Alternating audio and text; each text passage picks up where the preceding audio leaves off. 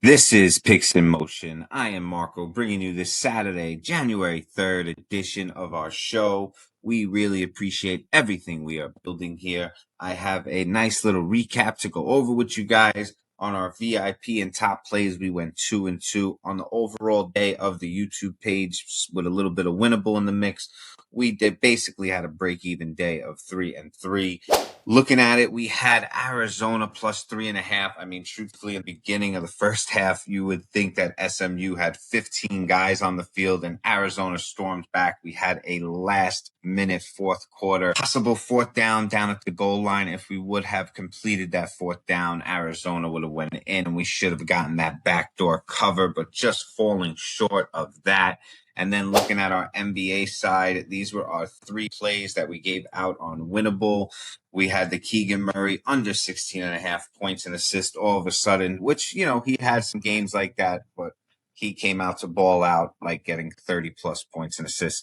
Then Miles McBride over 10.5 points. He had that at halftime. And Concanopoulos over 17.5 points. He hit that at halftime, kind of taking advantage of two different guys that are coming off of injuries and kind of working through where their points are going to be. Obviously, Canopal is probably going to shoot up after this. So we'll dig into that and see if we find any edge on that or where else we might be able to attack some points. And then just overall, like I said, with the bonus plays, basically, Anthony Black over 17.5 and Colin Gillespie had a monster first half and the Phoenix Suns led to victory, but he did not get over the 24.5 points, rebounds, and assists. It was just absolutely insane. I know he had like 18 at halftime. It just was just falling off the map. But listen, we win some, we lose some. We'll take the break-even day. We have some Saturday games here, and then, of course, going into Sunday, we're going to close out this NFL season. We're going to see what we exactly got going on. You have the Carolina Panthers taking on the Bucks. The money and the percentage of the bets basically looking the same on the spread side and the money line side. This line has changed a little bit. We'll dig into that in a couple minutes. And then, of course, the shocker of everything, the underdog. They have San Francisco 49ers plus 2.5, plus 3.5 at one point, but right now plus 2.5. As you see, there is a lopsided 7% of the bets are on San Francisco, but the money is basically a break even. And you just see what is exactly going on there. You try and read the percentages as best as possible. We are definitely going to make a pick out on Winnable. We already have a Sunday early same game parlay pick at Winnable. So guys, get on the free subscription, sign up, and you will get all of our access to everything we got going on all of January. We're giving out all of our top plays over there. So we're definitely going to have a side on this. We don't know which way we're going, but definitely going to have a side on this. And I believe we might stay away from the night game.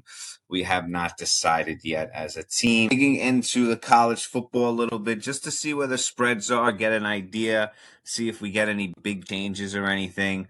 So you have the Fiesta Bowl, Miami taking on Ole Miss. Ole Miss, I have no idea. They said they might pull the coaches now that are going over to LSU. Quarterback already is in the transfer portal. Is this just a stomping ground for Miami Hurricanes? Right now, the spread is minus 3.5 for Miami.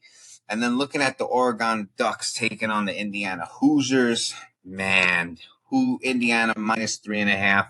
It was Indiana minus 4.5. That has changed already. It is down to 3.5. So just check your books if you want to get an early edge on it. But right now, we're going to get into this a little bit more, most likely on Tuesday, and try and pick our sides and which way we are going. I got two NBA plays that Joe has been grinding for, and we are getting all over this right now. We are going Jaylen Brown, rebounds and assists over 10.5. He has been hitting this the last 10 games at a 12.5, median 13.5 clip. It is absolutely astonishing.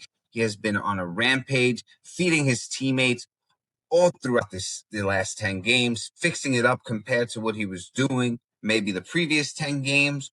So when you look at the matchup they have against the Los Angeles Clippers, when it comes to small forwards, when it comes to their overall defense, the Clippers are more on the medium side, maybe like the middle of the pack, or even a little bit better, more like the lower half of the better pack. But when it comes to small forwards, Jaylen Brown's position, it is very, very favorable. They rank bottom 10 easily on that range. So Jaylen Brown is going to be able to keep the hustle up like he always does, and he is going to get the rebounds and assists over 10.5. The line opened up at 10.5, went to 11, and went right back down to 10.5. So I like this 10.5. All the books have it at a pretty decent price, minus 120. Get on this. He is coming out tonight and going after those LA Clippers. And then popping right over here to the other side, you got PJ Washington. Points, rebounds, and assists. We're going over 18.5, guys, but the line is moving. It already has touched 19.5 in most big books. So get on this. His average points, rebounds, and assists the last 10 games is 22.5. His last 20 games is 24.5. Yes, he's a little bit on the lower side the last 10, losing the 2 points, but he has been a focal point of this Dallas team. Houston is coming into Dallas. It's going to be a game. You know, we got the Texas vibe. Plenty of minutes for PJ Washington, averaging 32 minutes a game. And he is looking at this points, rebounds, and assists over 18.5. It already is up to 19.5 in most places. So, guys, attack this 18.5. We're putting these 2 NBA plays out as our top plays, and we're going to have one top play on the NFL side. And, of course, like I said, we're going to give you all of our winnable top plays. You just got to sign up for free. It's the only way for us to get in touch with you immediately. It's the only way to get the best lines and the best edge that we believe in. Looking at Dylan Sampson, he's likely to start in the place of Jerome Ford. So right now, 39.5 rushing yards. We don't know if the line's going to explode up to 49.5. They are saying Jerome Ford is likely to be part of the offense, but maybe Dylan Sampson getting some more run. So right now, 39.5, the under-over rushing yards. If this number stays here, we're going to jump on it. If this number explodes, it might be a stay away position. Just something early to look into. All right, so I got 3 prop players basically to look at in the NFL side. But before we dig into that, just guys, download the app Betr. Use promo code MOTION, MOTION, and you will get $10 in your account immediately during this holiday season. And you are also getting up to a $200 bonus match on your first deposit. You cannot get any better than that. So download the app right now using promo code MOTION, MOTION, and let's dig into this NFL Saturday they are giving us here today. Starting right off, I told you we are going to pick a side on the Buccaneers and the Carolina side. We do not know what we're doing for the night game yet, but that will all be available on Winnable. So you got to get on the free subscription. All top plays are going through there all of January. So get on that right now. We are looking at Bucky Irvin over 59.5 on the rushing yards. The line opened up at 67.5. It dropped all the way down to 57.5. So looking at his rushing yards, yes, he had a really, really lackluster game here against Miami. The whole Tampa Bay offense did. I don't even know how they scored 17 points, feeding the tight end who no one ever heard of. But his average, if you take away this 19, his average goes up tremendously. So Bucky Irvin has been a consistent. We got over 59.5 rushing. When it comes to the rushing and receiving, we could pop right here at 79.5. Once again, they had it open at 89.5. It already went down 10 points. So what is exactly going to happen with this Buccaneers offense? What exactly are they going to do? I believe the rushing and receiving might be a little bit of a better way to go with Bucky Irvin today because, hey, if he does 80 rushing yards and no passing, we still hit it.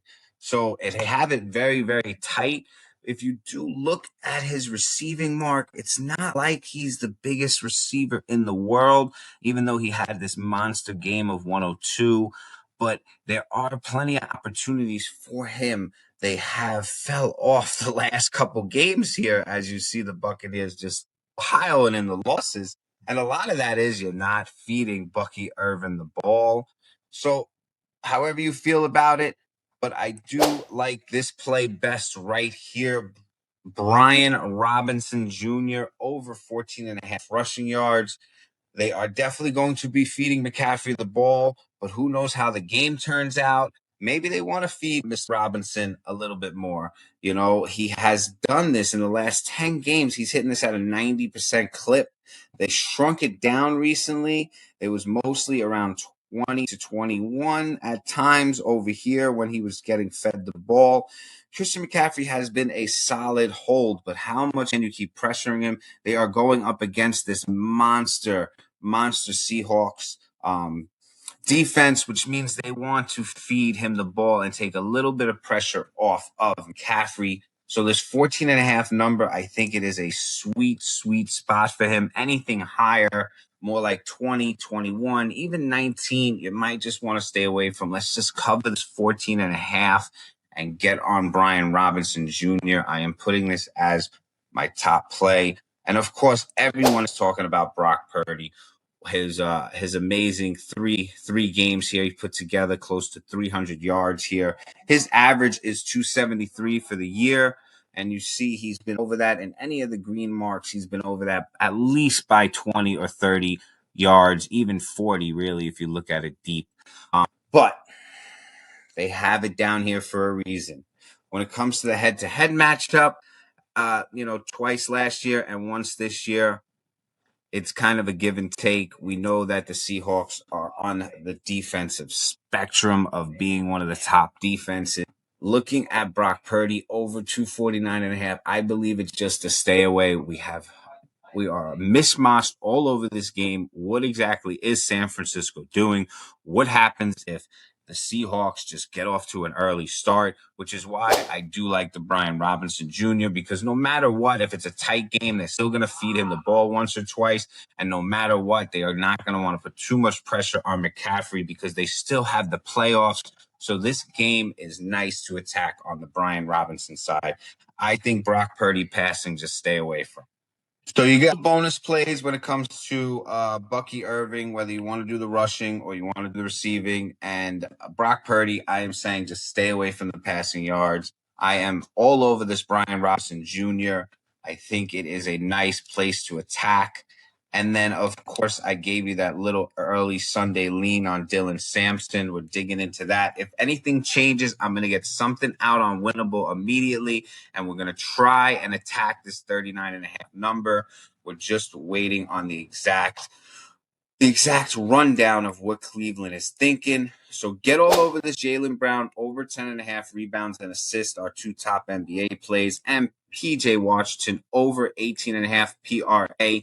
You also are getting 19 and a half out there. So try and get that 18 and a half.